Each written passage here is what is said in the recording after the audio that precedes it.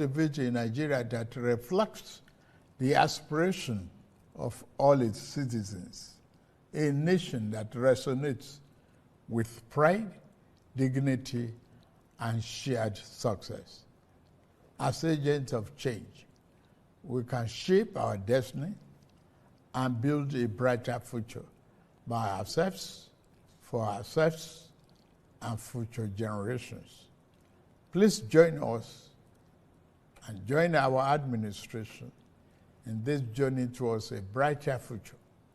Let us work together to build a greater Nigeria where every citizen can access opportunities and every child can grow up with hope and promise.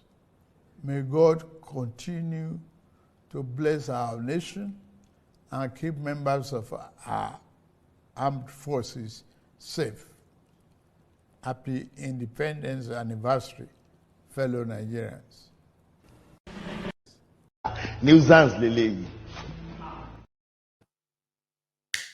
That's the speech.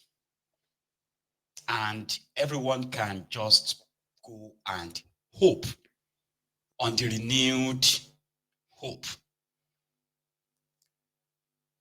Now I have been corrected that there is, or there are more CNG places, CNG in more than just 2 states now. So you have them in Benin, you have them in Ibadan. But there is something you also need to know. CNG simply means where you can convert your car or your vehicle to compressed gas, compressed natural gas. You won't use petrol or diesel. All right. So it was supposed to actually be something you should have like thousands. I'm talking about like you have the filling stations, right? Conversion areas with the level of hardship that you are currently experiencing, so to say. So it should have been, if you have a government, the government is rolling something out, okay? It should be what should exist in 36 states of that country. 36, all of them should have it. And nothing less than maybe 200 per state. When I say 200, I'm talking about where you have them at, almost every location, but not every location. But you have a situation whereby people will just say, yeah, there is one at Yanomapo. There's another one at Challenge. So if you can't get, if it's too busy in Yanomapo, go to Challenge. If it's not too busy, if it's too busy in Ikeja, go to Baga. I say, but what about us in Akure? They say, you go to, anyway, Tinubu and his gang, they are organizing National Youth Conference. So all of the younger people who have become, most of them have become the victims of his failed policies and the ruined country, right? They would likely just go and fight for a place because they will pay you money for 30 days. You are going to be housed somewhere in Abuja. They will put you in a hotel. They will pay you money every day. Instead of you joining the protest, demanding that what they promised you, that they had for you, the Nigeria they said they will fix. Let them start implementing their policy that will change your life. They say, now you come tell them how they should do it. That's the bottom line now. They want you to come and tell them, how do you think they can help you? So Kukoya, come and sit together and deliberate and give us idea. And guess what this guy said? On a Chinese television yesterday, said, Bokwari did not do anything for 8 years because Bokwari was busy fixing the rot caused by PDP in 16 years. Man, I feel like I should have this spiritual ring where I think give somebody spiritual slap. Like, as you are watching me right now, I'm like, my hand will just come out of your screen. I go find it coloring. Yeah. Mayegun, why did you knock me? I wish that when I was watching this guy on channels yesterday, I felt like I should have something that would my hand would just stretch, enter the studio of channels television. I would just be like, ko. Because I didn't knock Uri Jakon Johnny. But I don't get that ring, I don't get that power. Sure you get. Because that's exactly how I felt. it is cringy. It is insulting. It is like insulting your intelligence or something. But they have their audience. 8 years of disastrous and murderous Boko Haram's time. The ones that Tinubu said is what is making it difficult for him to help you now. They were able to have money. They've borrowed enough. They were able to have money to buy yacht, able to have money to give to Remi Werepe rats. They had money, that's money for her office. She was able to get more than $700 million. Yeah, you heard me right. You heard me right. $700 million for her traveling up and down her office in just 6 months. Crazy, yeah?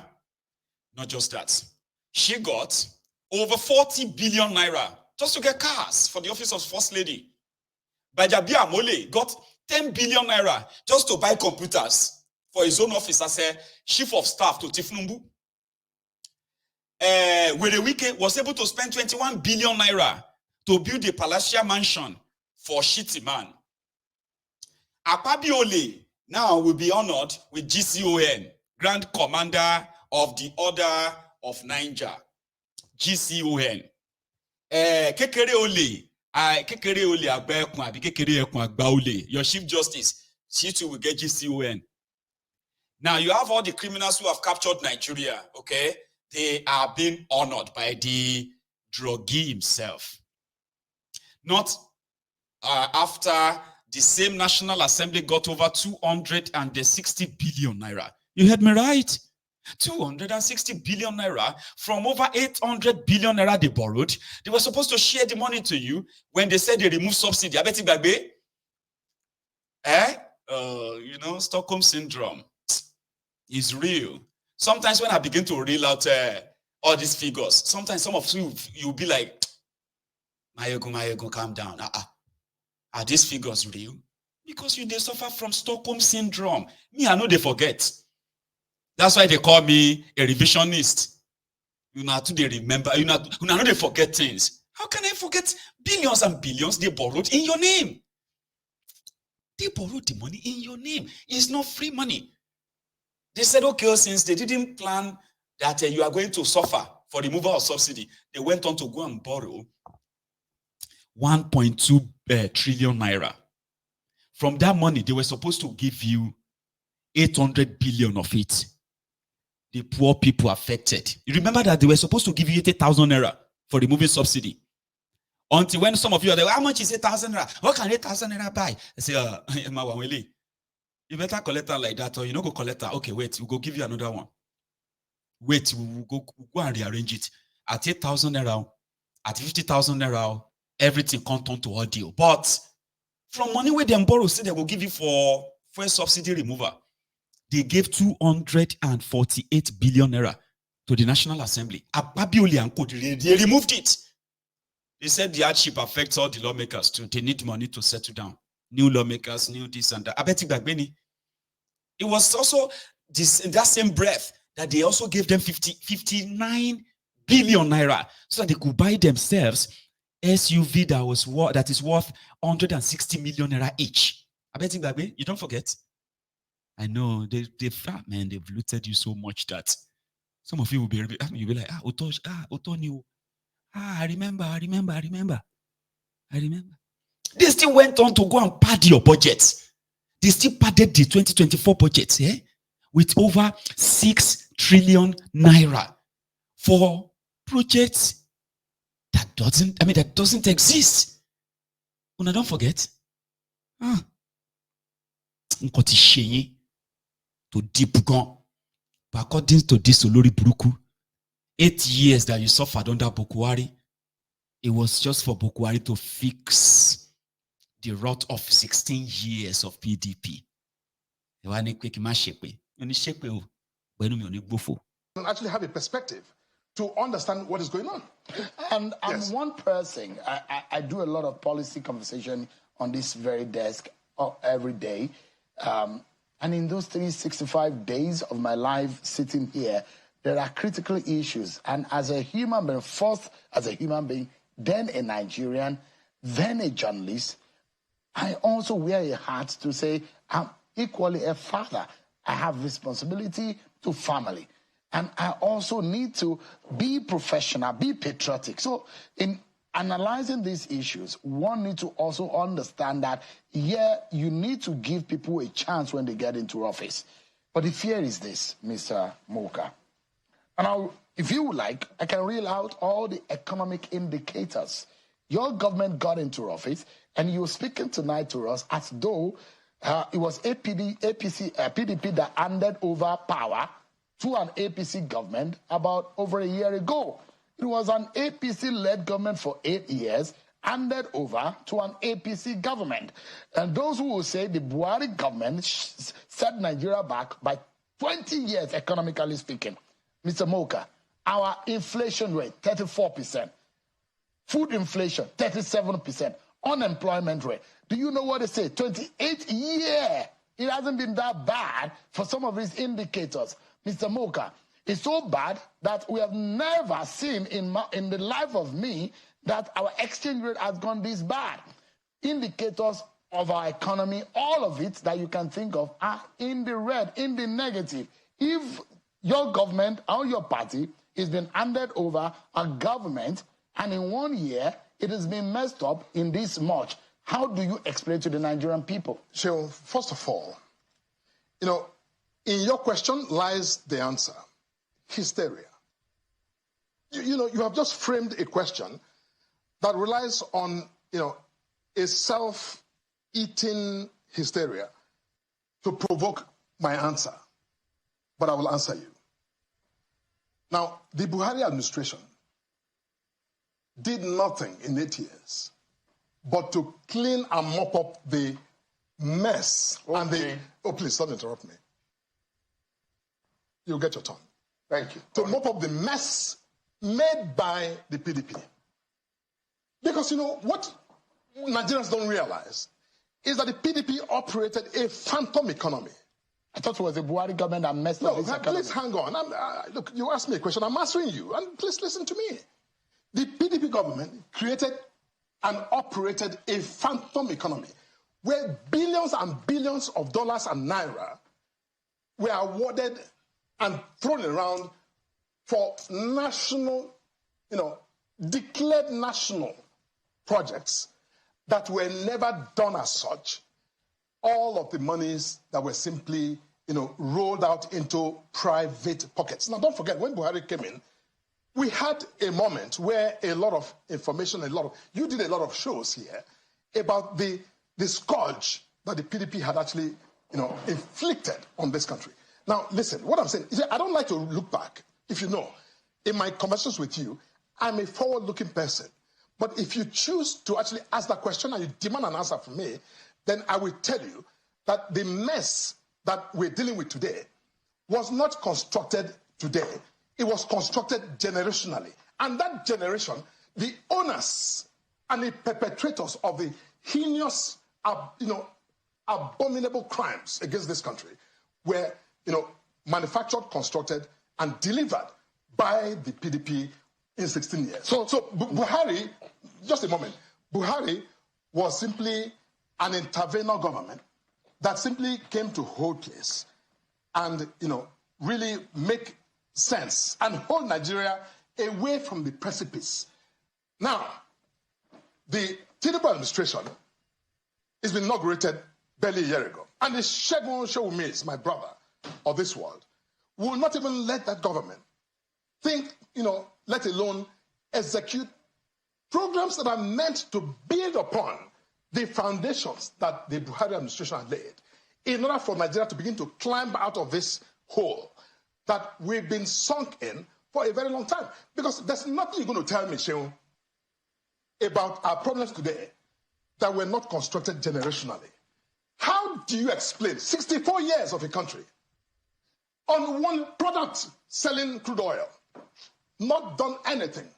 That was not Buhari's, fault necessarily. It wasn't Tinubu's fault necessarily. Yeah, primarily not productive. It is the fault of Nigeria and those who govern Nigeria before today, especially 16 years of the PDP. Look, Mr. Shewumi, please calm down. You will get your turn. And when you talk, I'm going to be quiet.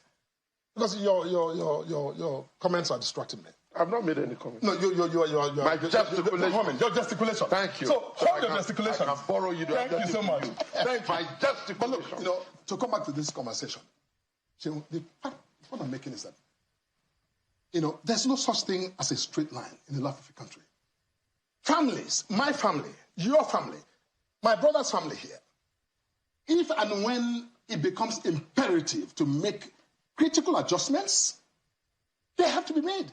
Maybe I'm going to cut off some ice cream for my kids if I know I can't afford it today. Doesn't mean they will never have ice cream. They may actually begin to buy ice cream factories when the economic moment and when the opportune moment actually becomes. I am saying to you today, and let me say this before I think you take over. I will tell you that this president has begun with Nigeria to set Nigeria on a path that will. Today, I sit here and I'm going to say this. And I think that a few years from now, bring Mr. Shomi and I back here. Okay. Mr. Shomi will testify that this president will be, in the fullness of his tenure, will be about, if not the most accomplished president in the history of our country. Because he is not, like I said, kicking the can to the next president. He's saying, you know what, this problem will be solved on my watch. That's what he's doing. So all of what you're saying, the actually. Ẹni òfò ni ẹ ṣòfò láyé ẹ tún sí lálìkìyàmà ẹ̀yin rádaràda wọ̀nyí. Ẹni òfò ni ẹ ṣòfò láyé ẹ tún sí lálìkìyàmà ẹ̀yin rádaràda wọ̀nyí. Just imagine. And they're always like that. For 8 years of Bokwari, they were always on social media, on TV. Blaming PDP this, PDP that, and then They blame everyone. They blamed God. They blamed the weather. They blamed Nigerians. They blame everyone but themselves. And they were telling people to be patient. By the time Bokwari is done, it's going to be the most. But guess what today? The likes of Malamu, a thief. I don't know why they haven't arrested him. Majority of those who work with Bokwari, they were thieves. The woman, Shadia, in charge of humanitarian, the court told her to go and refund nearly 1 trillion naira she stole as a minister. Adis Erika, another criminal who stole money as aviation minister. Thieves looted Nigeria under Bokwari. They looted Nigeria like never before, like money was going out of fashion. But somebody, Felix Moka, in 2024, is saying that Bokwari was just like interceding government who tried to correct the, oh God. Now here is Kadobi, Odudu Emefiole. Say the people that are going to make Nigeria great for Tinubu, he was talking about the monetary this, monetary that, and how much money they have already printed. He was lying. Yes, with the past 1 year. Now, first and foremost, we came into a very loose money supply situation. Between 2015 and 2023, the past 8 years, witnessed an incredible amount of pumping of liquidity into the system. In 2015, money supply was about 19 trillion naira. And in 2023, it was 54 trillion naira. I mean, that's a huge increase, a very, very huge increase. And a substantial amount of that, as I'm sure you all know, was through means. Okay, so essentially printing of money resulted in a huge amount of money chasing, because this is the implication, chasing the same amount of goods, a relatively small amount of goods. So I think that context is very, very, very important to have. And to put it in another way, while the economy on average was growing at 1.2% during that time, money supply was growing at 12.6%. Okay, so you can see the inherent distortion there. Then also, let's not forget that we had a situation where global oil prices collapsed, okay, in 2015, okay. And with that collapse also, we shouldn't forget, unfortunately, and it's just a fact of life, that Nigeria is a monolithic economy. Okay, so you're dependent for everything on oil. And as a result of the collapse in oil prices, foreign exchange began to dwindle, and it's important to understand that within this period, the response to that was really lesser foreign exchange and fixing of foreign exchange prices. And that also harmed the economy to no end. In other words, you had a situation where the response to excess money supply, little foreign exchange available, was to fix exchange rates, okay, which now resulted in multiple exchange rates and arbitrage opportunities between one and the other, okay. And of course, this in itself resulted in a backlog of foreign exchange, because this is where all these things have come from. And sometimes people forget that this is the context in which we came into the saddle of the central bank, okay. So it's just what it is. Real sector at the time were obviously unable to access foreign exchange, and things really got difficult, and inflation continued to spike. So in that situation, we came into the saddle, and of course, a number of things happened.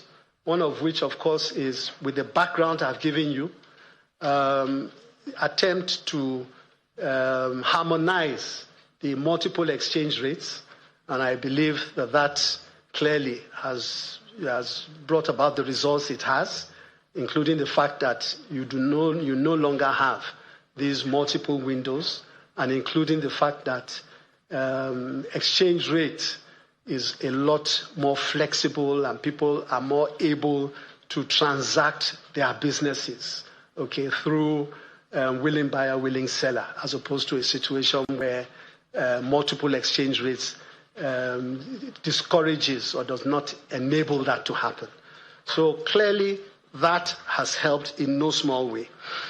And of course, the moderation, the multiple hike in exchange rates, the multiple hike in interest rates have also helped to moderate the inflation that I spoke about earlier, have helped to moderate the inflation.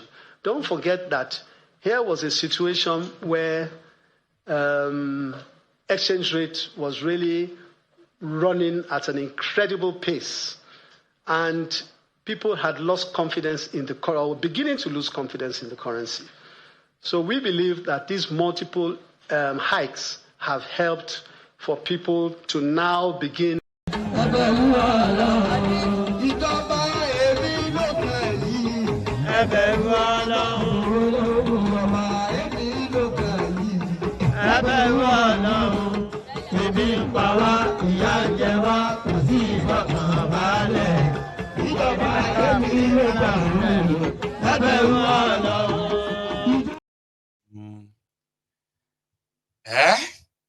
Here is a paper cut on this matter, even though this liar is talking about 54 trillion or something.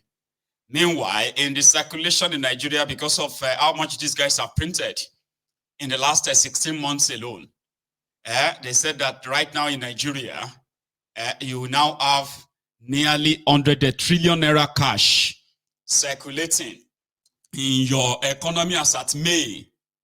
This is October. 5 months ago, God knows how much they have printed again as we speak. So if you think exposing these criminals, if you think wishes can actually fix Nigeria, you can dream on. Your shege is just starting. And there's no amount of dogo to renshi, word salad, that is going to actually take that away, except real action. If they begin to actually take real action, real economic policies, and they can't. You know that the World Bank just gave them another they just approved another $1.5 billion loan. There are conditions that come with such money. And you get to see that later soon. Your money, Naira, will be floated again, devalued further. And then you can begin to look forward to maybe 2,000 Naira to $1 soon. As for these guys, those are the investors they are talking about. Borrowed money with monetary compromise, where IMF, World Bank continue to compromise your monetary policies. And they can continue to promise you what will never happen. So today, those who know better, they have started their fearless in October. Yeah, it started from Abuja, Lagos, Ibadan, Oyo State, Akure in Ondo State, Port Harcourt in Rivers State, and a few other places.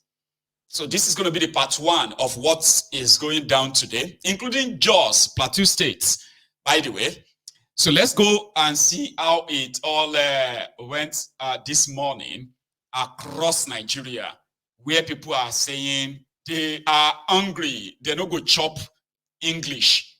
They're not going to chop all this cooked up lie.